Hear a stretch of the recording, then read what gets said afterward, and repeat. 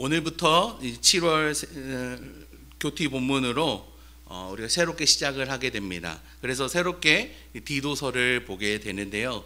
이 디도서는 바울이 그레데 섬에 있는 디도에게 보낸 편지입니다. 디도가 누구인가 하면요, 디도서 1장 4절에 보니까 바울에게 있어서 너무나 귀한 동역자인 것을 알 수가 있습니다. 얼마나 디도가 존귀했는지 이 디도를 향해 같은 믿음을 따라 나의 참 아들 된이라고 말을 합니다. 그리고 고린도 후서 2장 13절에 보면요, 디도를 만나보지 못하는 것에 대해 심령이 편치 못하다라고도 이야기를 하는 것을 볼 수 있습니다. 그만큼 바울에게 있어서 디도란 너무나 중요했던 친구이자 동역자이고, 그리고 그가 아들처럼 아꼈던 자였습니다. 그런 디도에게 바울은 자신과 함께 그레데 섬에서 전도 여행을 할 당시 세웠던 교회를 맡기게 됩니다. 이유는 자신이 미처 다 하지 못한 일을 마치게 하기 위함이라고 1장 5절에서 말을 하고 있는데요. 바울이 무슨 일을 마무리하지 못했냐 하면요, 1장 5절에 보니까 장로를 세우는 일이라고 말을 합니다. 바로 교회의 일꾼을 세우는 일을 지금 바울은 말을 하고 있는 것입니다. 자신이 다 하지 못한 그레데 교인을 위한 일꾼을 디도가 맡아서 세우라라고 말을 하고 있는 것이죠. 그런데 문제가 생겼습니다. 이 교회에 거짓된 자들이 들어오게 된 것입니다. 이 거짓된 자들이 누구인가 하면요, 1장 10절에서 할례파 가운데 특히 더 많다라고 말을 합니다. 이 말 뜻은 교회 바깥에 있는 사람들이 아니라 교회 안에 있는 사람들이 문제였다라고 하는 것인데요, 이들의 특징에 대해 바울은 다음과 같이 말을 합니다. 첫째로 예수 그리스도에 대한 믿음을 버린 사람들이다.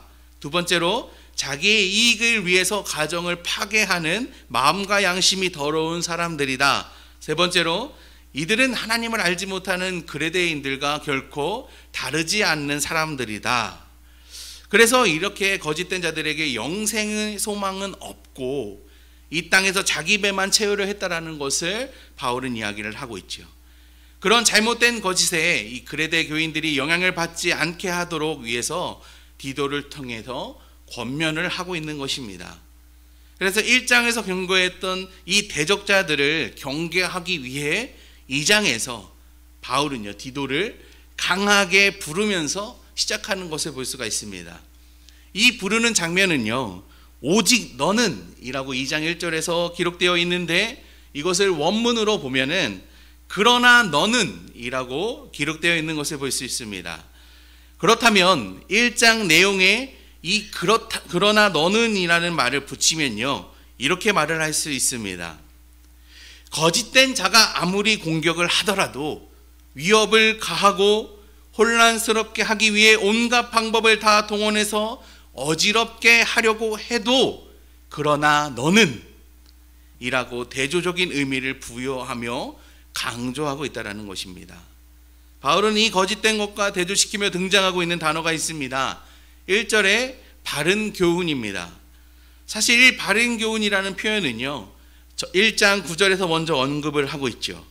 그런데 이 1장 9절에 보면요, 앞쪽에 좀 더 다른 의미가 붙습니다. 믿분 말씀의 가르침입니다. 그러니까 이 바른 교훈은 하나님에게로부터 온 교훈을 의미하는 것이죠.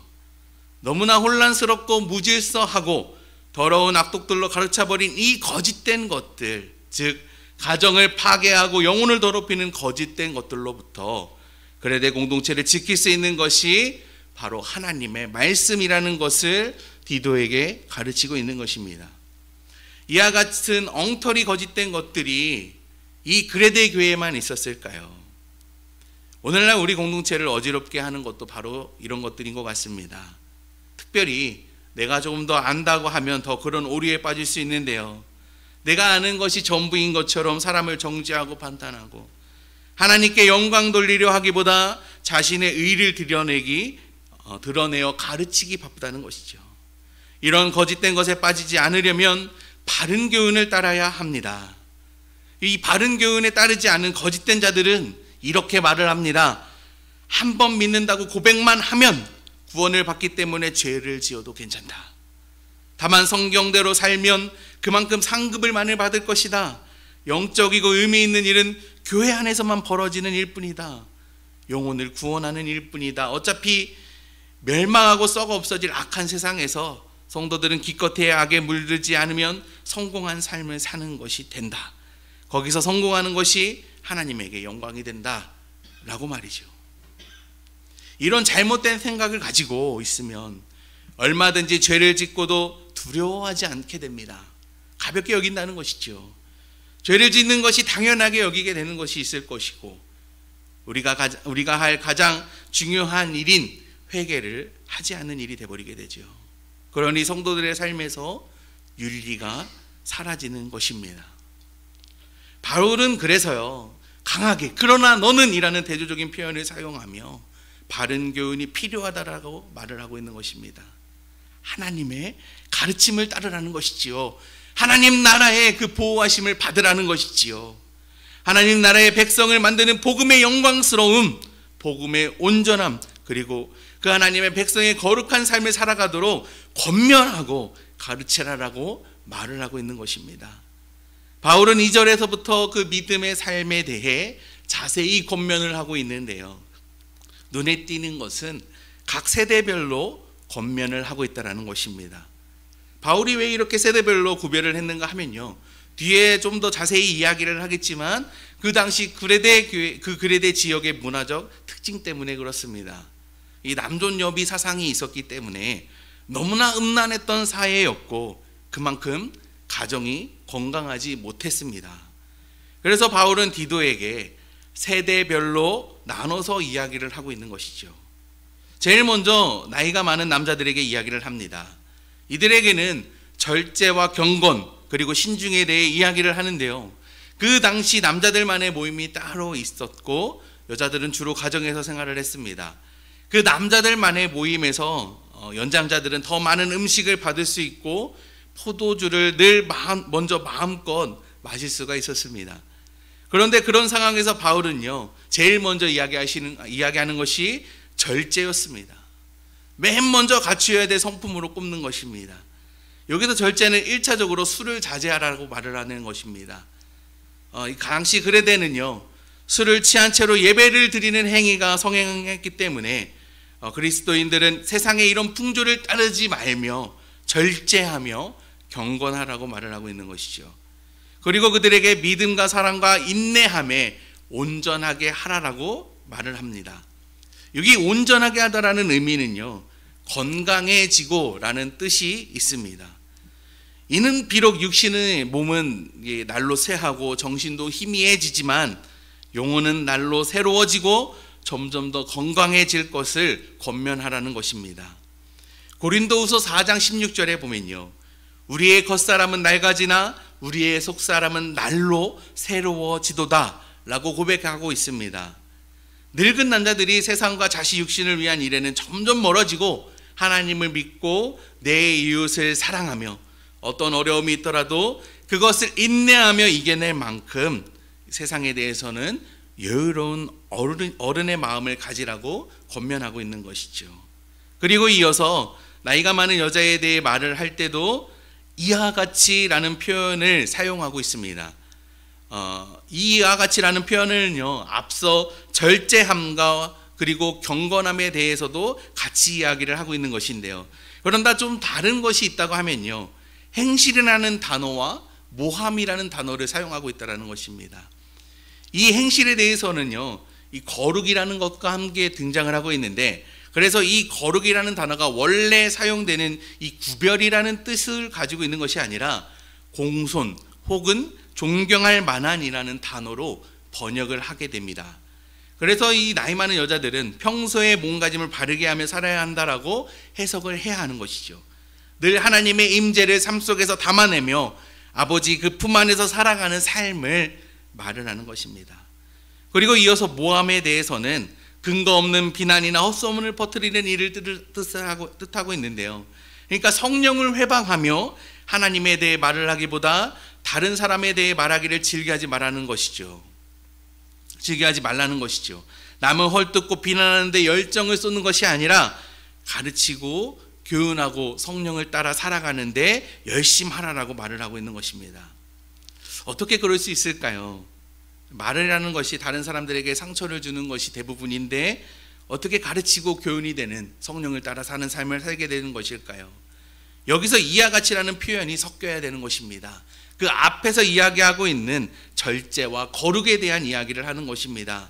위에 이 나이 많은 남자들에게 했던 말과 같이 믿음과 사랑과 인내함에 온전하게 되었을 때, 하나님이 주시는 그 말씀 안에 거하였을 때에 선한 것을 가르칠 수 있다라고 말을 하고 있는 것이죠.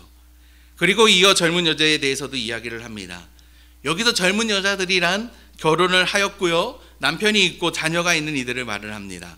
바울은 이들에게 7가지 자질을 이야기를 하고 있는데요, 남편과 자녀를 사랑하고 신중하고 순전하며 집안일을 하며 선하고 자기 남편에게 복종하라입니다. 신중은 앞에 말했듯이 절제고, 순전하며 집안일을 하며 선하다는 것은 경건의 본을 보이라는 앞의 내용과 같은 뜻을 가지고 있습니다. 그렇다면 다른 것은요, 남편을 사랑하고 자녀를 사랑하는 것, 그리고 복종이라는 단어입니다. 먼저 남편과 자녀를 사랑하는 것은 이 감정만을 이야기하는 것이 아닙니다. 사랑하기 위해 희생과 섬김이 필요하다는 것을 말을 하고 있죠. 이것은 본능이 아니라 훈련을 통해서만 가능합니다.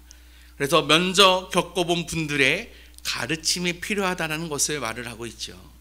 너무나 다른 두 사람이 만나 가정을 꾸리는 것은 참으로 어렵습니다. 서로의 단점을 이해하고 보완해가는 일이란 참 힘든 일이죠. 날마다 단점을 안고 사랑을 날로 새롭게 하는 것이 얼마나 힘듭니까? 또한 자녀를 키워보지도 않았는데 막상 자녀를 키우려고 하니까 얼마나 잘 키울 수 있겠습니까? 그래서 희생해야 하고 섬겨야 하는데, 이 일을 하기 위하여서 희생하고 섬기는 것은 젊은 여자가 하는 일이지만 먼저 인생을 살아본 여인들이 격려하고 위로하라라고 디도에게 권면을 하고 있는 것입니다. 그리고 복종이라는 것은요, 결코 여성의 열등함을 전제하지 않습니다. 하나님의 질서에 맞게 순종하고자 하는 마음을 가지라는 성경의 가르침입니다. 남성의 머리됨이 무슨 권위나 독재를 의미하지 않습니다. 그것은 책임이나 사랑의 돌봄을 의미합니다. 에베소서 말씀에 보면요, 아내들에게 남편을 대할 때 죽게 하듯 하라라고 말을 합니다. 이 순종은요, 교회가 그리스도에게 하는 것과 같은 순종이라고 합니다. 따라서 남편에게 순종하라라고 요구는 이 굴욕적인 요구가 아니라 그리스도의 성품으로 나를 창조해 가시는 하나님의 방법이라는 것이죠. 그렇게 나를 하나님의 뜻에 따라 만들어가는 것을 성경에서는 성숙이라고 말을 합니다. 그렇다면 남편은 가만히 있나요? 아니죠. 남편은 아내 사랑하기를 그리스도가 교회를 위해 자신을 희생해서 사랑하셨듯이 아내를 위해서 목숨을 바칠 만큼 사랑해야 한다라고 말을 합니다. 그러니 누가 더 희생하고 어렵고 힘들다는 것을 이야기하는 것은 참으로 어리석은 일이죠. 그만큼 서로 사랑으로 성숙해지라고 말을 하고 있는 것입니다. 그리고 이어서 오늘 본문의 마지막으로 젊은 남성들에 대해 권면을 하고 있는데요. 여기서 앞서 말을 하고 있는 것과 같이 이와 같이라는 단어가 먼저 시작을 합니다. 그러니까 젊은 여자가 가정을 위해 희생하고 섬기는 것처럼 젊은 남자들도 그러해야 된다고 말을 하고 있는 것이죠. 하지만 젊은 남자들에게 특징적으로 요구하는 것이 있습니다. 신중이라는 단어인데요, 즉 근신해야 할 것이 있다라고 이야기하는 것입니다. 이 절제의 한 부분인데요, 특별히 당시 그레데는 음란했기 때문에 그 부분에 대해서 강조하고 있는 것입니다. 오늘 이렇게 세대적으로 바울은 구별해서 이들에게 가르치고 있습니다. 특별히 디도에게 권면을 하라라고 말을 하지요. 그런데 이렇게 권면하고 가르칠 때에 필요한 2가지를 더 강조하고 있다는 것을 오늘 본문을 통해 알 수 있는데, 그것은 바로 권면과 본이 되는 것입니다. 이들이 바른 교훈에 따를 수 있도록 권면해야 하지만 결국 함께 동반되어야 할 것이 바로 본을 보이라라는 것입니다. 가르치는 자의 모습이 이러해야 합니다. 자신도 못하는 일을 가르치는 것은 역효과가 나지요. 목소리만 큰 사람들의 특징이 그렇습니다. 자신은 하지도 못하면서 다른 사람들의 희생을 강조하고 섬김을 강조한다는 것이죠. 그러나 자신이 먼저 섬기고 본을 보이는 사람을 통해서는 이렇게 각 세대별로 권면하고 있듯이 먼저 거룩한 것을 보여야 하는 것을 보이는 것을 통해서 가르칠 수 있고, 먼저 자신이 이렇게 성령을 따라 사는 것을 통해서 바른 교훈에 따르는 삶이 얼마나 풍성한지 알릴 수 있다라고 이야기하는 것입니다. 오늘 말씀을 좀 정리하겠습니다. 바울은요 1장에서 장로를 세우기를 바란다는 것을 디도에게 말을 하고 있죠. 영적인 리더를 이야기하는 것입니다. 그러기 위해서는 그들에게 권면해야 했고 가르쳐야 했습니다. 우리의 공동체도 마찬가지입니다. 나 혼자 잘해서 살아남는 공동체가 아니죠. 하나님께서 허락하신 이 아름다운 교회를 더욱더 성숙하게 가꾸기 위해서는 먼저 이 삶을 살아가는 사람들의 본이 중요하다라고 이야기를 하는 것입니다. 이 세상의 윤리와 도덕, 가치 그런 것들이 아니라 우리의 기준이 되어야 하는 것이 하나님의 말씀이라는 것이죠. 하나님이 세우신 질서를 통해 이들에게 권면을 해야 하고 본을 보이라고 말을 하는 것입니다. 오늘 같이 자세히 보지는 못했지만 낮은 계급에 있는 자들에게도 똑같이 이 질서를 세워 대하라고 말을 합니다. 그런데 이 모든 것을 잘 해내기 위해서는요 우리의 노력이 필요한 것이 아닙니다. 우리의 노력도 분명히 필요하죠. 근데 더 중요하게 우리가 알아야 할 것이 있습니다. 11절입니다. 2장 11절에 보면 모든 사람에게 구원을 주시는 하나님의 은혜가 나타나 우리를 양육하시되 라고 기록하고 있습니다. 우리는요 은혜로 먼저 양육받는 성도라는 것을 기억하시기 바랍니다. 그래서 성령에 따라 살아가면서 본이 될 수 있고 이 세상의 영적인 싸움을 살아가는 선배로서의 모습을 보일 수 있는 것입니다. 이 모든 것엔 하나님의 영광이 나타날 것입니다. 우리는 비록 연약하다라고 느껴질지 모르겠지만, 자꾸 초라하다라고 생각되어질지는 모르겠지만 결국 하나님이 인도해 가시는 것을 보이실 것이고 우리를 통하여서 분명히 다른 누군가는 권면받을 것이고 본을 따라 살아갈 것입니다. 결국 하나님이 우리 교회 가운데 영광을 드러내시리라 믿습니다. 기도하겠습니다. 사랑의 하나님, 오늘 바울을 통해서 권면하고 가르쳤던 것을 들었던 것처럼 우리의 삶 속에서도 하나님의 영광이 가득히 드러나기를 원합니다. 하나님이 우리에게 허락하신 이 교회를 아름답게 성숙하게 지켜나가기를 하나님 간절히 소망합니다. 하나님, 우리에게 역사하여 주시고 우리의 어떠함으로 드러나는 것이 아니라 바른 교훈을 따름으로써 우리가 성령을 따라 살아감으로써 오는 그 낮아지는 마음에서부터 하나님의 영광이 드러내게 하여 주시옵시고 이 세상을 따라가지 않게 하여 주시옵소서. 또한 간절히 바라는 것은 이렇게 본을 따라 살아갈 때에 하나님을 알지 못하는 자들이 하나님을 알아가게 하여 주시고 우리를 통하여서 예수의 향기가 날로 퍼져나갈 수 있게 하여 주시옵소서. 생명을 낳는 교회 되어지게 하여 주시고 하나님의 사랑을 널리 전할 수 있는 교회 되어지게 하여 주시옵소서. 예수님의 이름으로 기도드렸습니다. 아멘.